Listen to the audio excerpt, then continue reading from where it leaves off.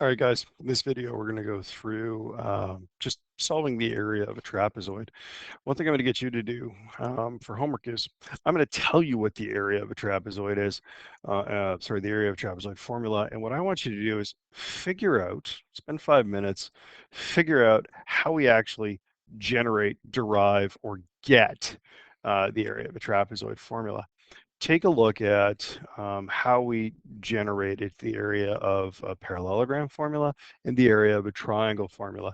And I'm hoping you'll be able to figure out where the area of a trapezoid formula comes from.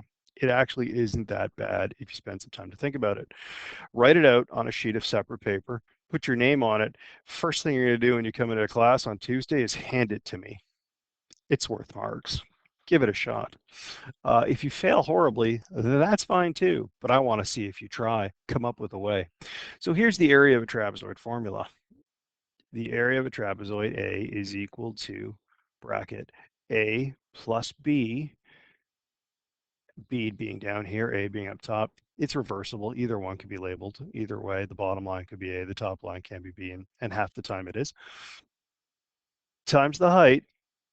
The height would be the distance in between line A and line B, divided by 2. So it's a slightly bigger formula than we've seen for the rest of our shapes, given that, hey, within this bracket, there's actually 2 line lengths that we have to add together first, then multiply by the height, and then we finally divide by 2. Using this idea here, I want you to use this shape and prove this idea here. So that's your first task, and you can do that on the side. So you do have a little bit of homework with the video to do. Hang on a second. All right, so first question. It's entirely likely we're going to get interrupted because I might have to go downstairs and play trains. But hey, hang on a sec. So we have line A, B. Where'd line A go? Disappeared. There we go. We'll say this is 10 centimeters. We'll say this is 8 centimeters. And we'll give this a height of 5 centimeters. We're going to find the area given these dimensions here. So first thing you always do is you write the formula A is equal to A plus B times H divided by 2. And then you write all the variables. In this case, there's 3 of them that we need to know, A, B, and H. Take the time, always write your variables out so that you know what's going on. I'm going to call this one B in this case, just to show you that it doesn't really matter what you label them up as. So A in this case is 10 cm, B is 8 centimeters. The height of the parallelogram, the distance between A and B, is 5 centimeters. Now it matters where you sub them in, so make sure that A and B make it in to the bracket and that you're not mixing the height up. And I put the height there, so we'll just erase that. We'll go there. It equals, what height equals? That should be a times. Wow, messing up today.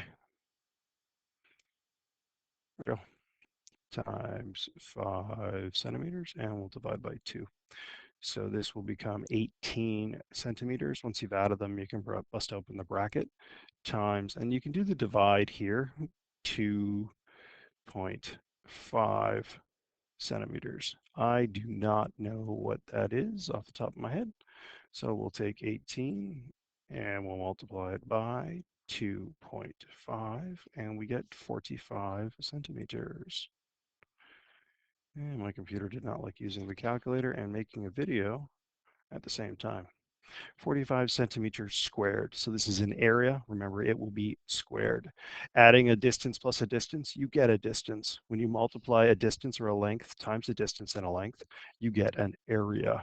So that's how you go forward using this one. Just figure out what the line length is for B, figure out the line length is for A, get the height, the distance in between A and B, sub them all in, mash it out, and you'll get your area. Give me a sec, and we'll work.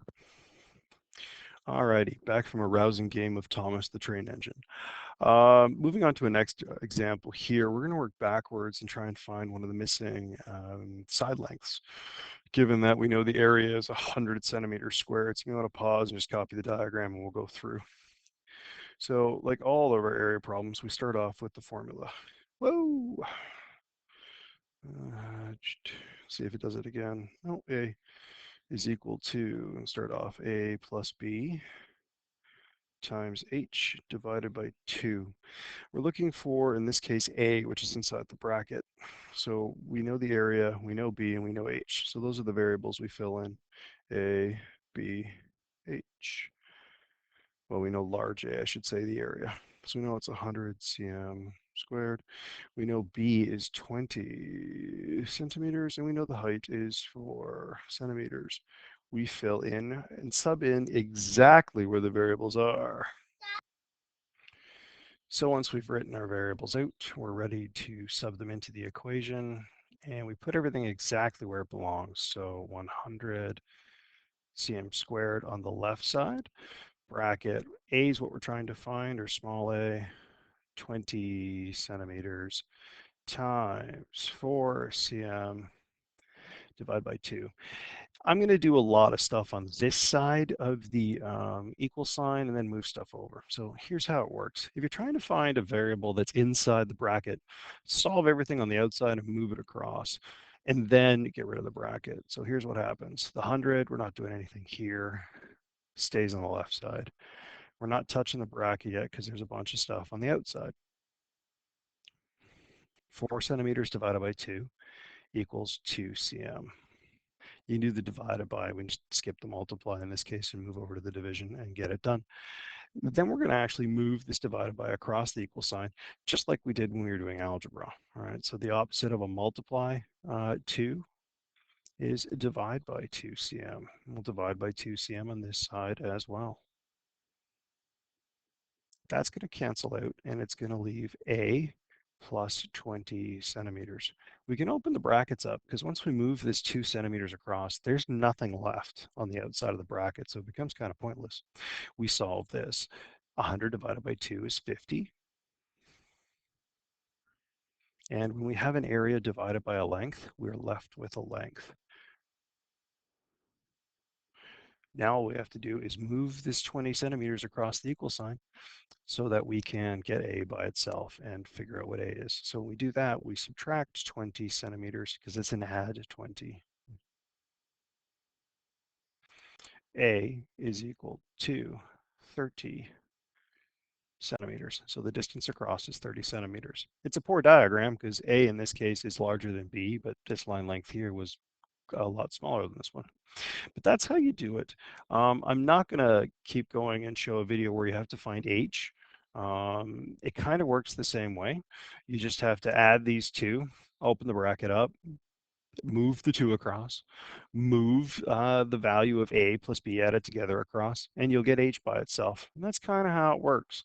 If I need to, and people ask me, or I notice we're having difficulties finding H if we have to, then I will make a quick video and ask you guys to take some notes on it. All right. Don't forget your homework. You need to come up with a way or a proof of why this actually works. Where does this formula come from? And if you look back at the parallelogram stuff and triangle formula, you'll figure it out. Now, you may or may not hear it in the background, but I have a 3-year-old yelling, "Daddy, Daddy, Daddy." Apparently, I need to go play more trains. Have a good night. Good night.